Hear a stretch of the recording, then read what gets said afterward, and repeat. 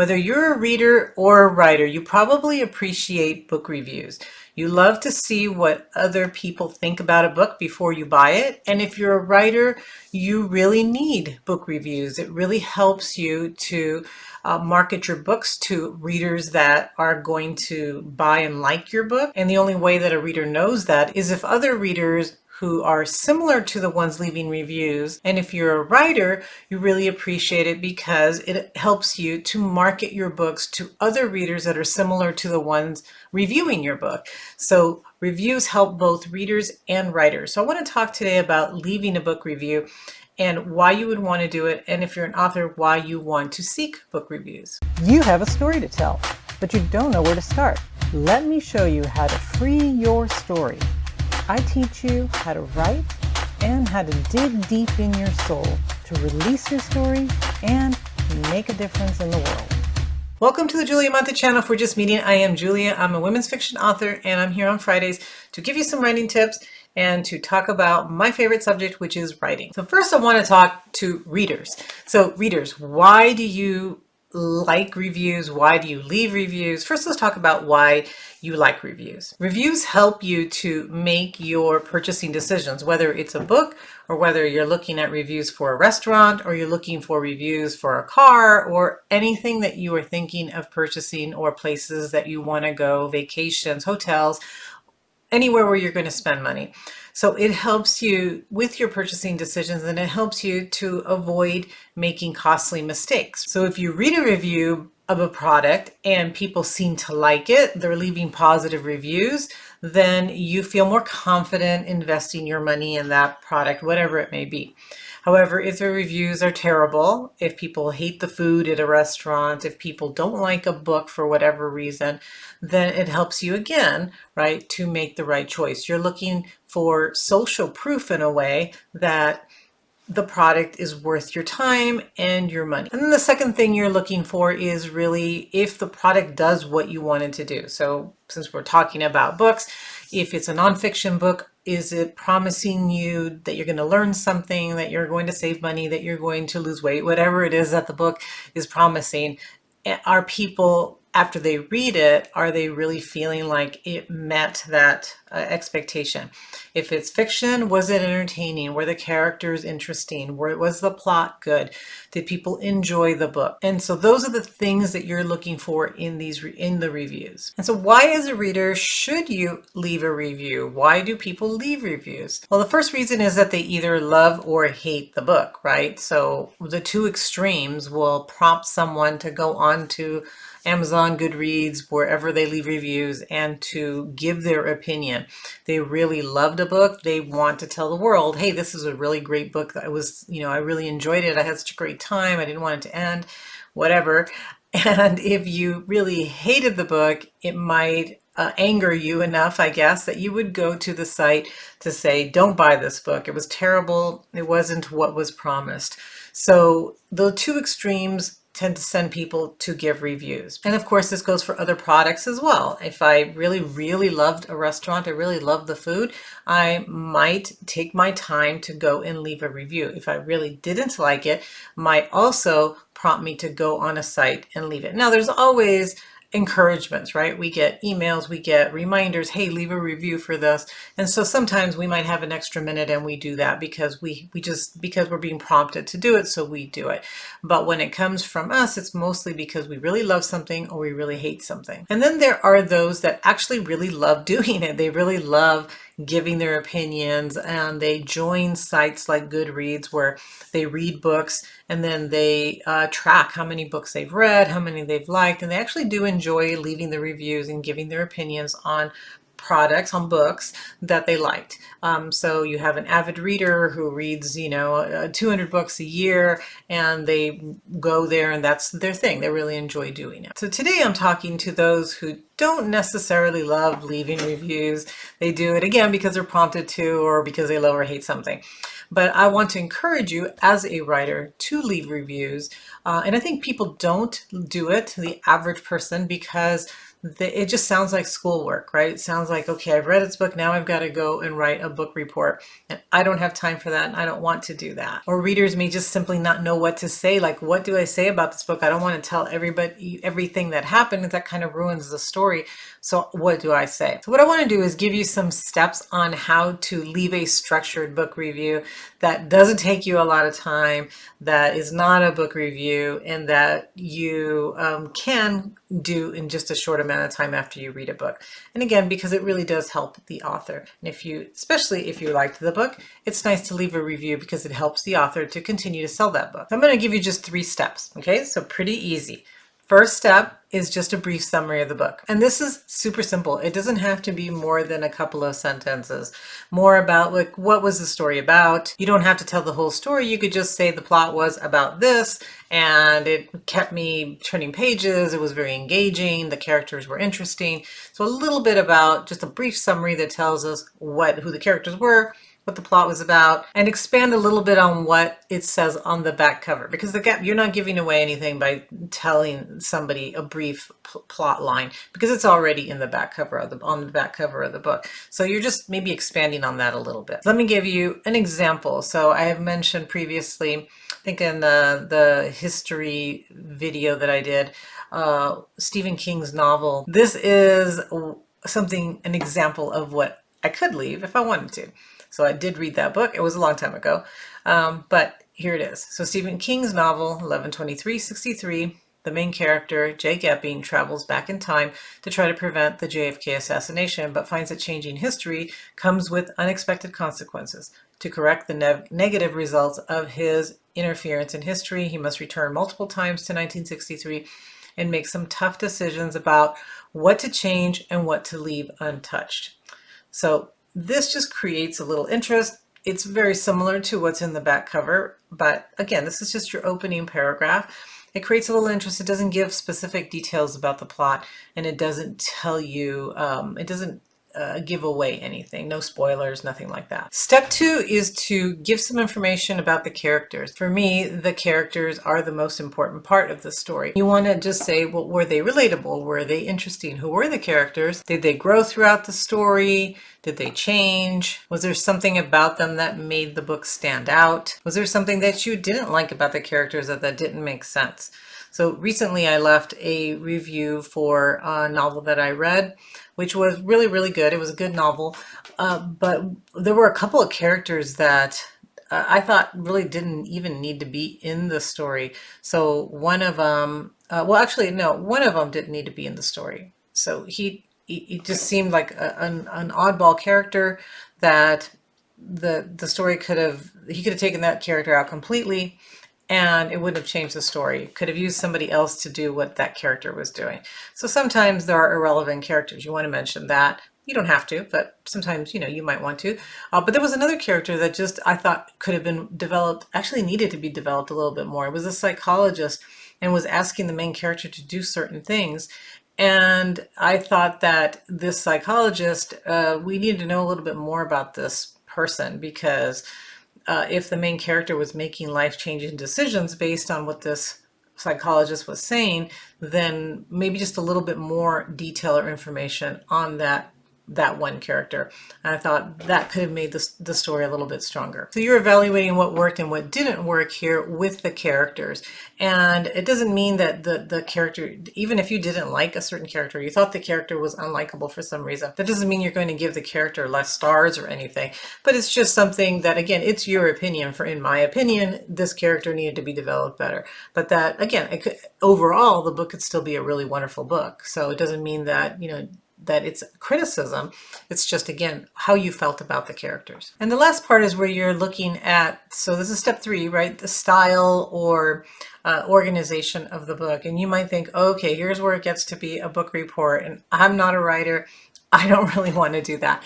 And so I'm not saying like, look at plot and, or, plot points or anything like that. It's just more of like, how did you feel? Did it flow well for you? Did the book have a lot or not enough description? Did you wish things had been a little clearer in certain places? Was it thought provoking? Did it make you think afterwards? Did it have like a lot of action scenes that either you got bored with or that actually kept you turning the pages because it was very exciting? And sometimes it's fun just to compare it to other books in the genre. So you could say, this book had a lot of action scenes and I really loved it. And it was so similar to this other book that I read, and I enjoyed both of those. And it would make me want to read more of this author A because he's so similar to author B, or has some similarities to author B. You might mention like who the target audience is as well, right? So you might say, well, it had a lot of action scenes. I'm not really into one action scene after another like that, but for people who really love that, they're going to want to pick up this book. So again, you're giving your opinion, your perspective, what you liked, and it doesn't necessarily mean that other people won't like that, but by reading that, somebody who does love all those action scenes or sex scenes or whatever it is, they're going to say, "Oh, good, that is my style of book." Right? That's my kind of story. And if you are a writer or you're just a very sophisticated reader and you know about, like, let's say certain tropes in a genre, you can mention that it has this and this trope, or you know about author voice. It has a really strong voice. I really loved this author's voice. It sounded like the author was talking to me or talking to the reader. Subplots, maybe it had a couple of subplots that were super interesting and you really loved it and you thought it was just done perfectly and those subplots were woven into the main storyline. Great. Or maybe it wasn't. Maybe one subplot was sort of taking over the story and you actually wished that that was the main story because you enjoyed it so much. So again, you're looking at just the variety, just the structure, the things that you liked and enjoyed in the book. You might even mention the ending without telling the reader what it was, but you might mention, did you like it? Did it end well? Were you still thinking about the book after it ended because the ending was done so well, or it was just wrapped up so perfectly that you were ready to close the book and you were satisfied with the ending? A lot of people did not like Stephen King's ending in 11/22/63 because for a variety of reasons, but people in reviews you read did not like it. And I think before I said 23, I don't know why I keep saying 11/23/63, but the book is 11/22/63, and I want to make sure that that is clear. I apologize if I got it wrong before. But anyhow, mentioning if you like the ending, if it made you happy, if it wrapped up the book correctly or the way that you thought it should end, then you want to mention that. And you don't necessarily have to have all of that.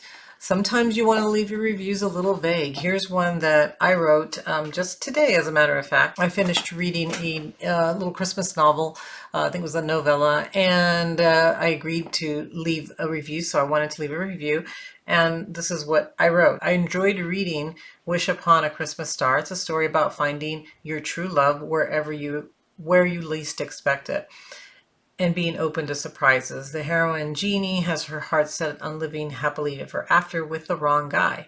When she runs into Everett, a musician at a bar, she doesn't expect him to be everything she's always wanted. Through a series of happy accidents, he shows her the kind of man she really wants. The story was cute. It was a sweet romance. The author did a great job setting the reader in a cold and beautiful Canadian setting and making it feel like Christmas. I recommend the book. Okay, so very short. I probably had a sentence or two for each section. I didn't go into a lot of detail on the plot. Again, this was a novella, so it was pretty short. So I didn't want to, go write a long review. So it was just a nice short review. So some of my reviews are a little longer. Some of them do go into more of the plot and all of that.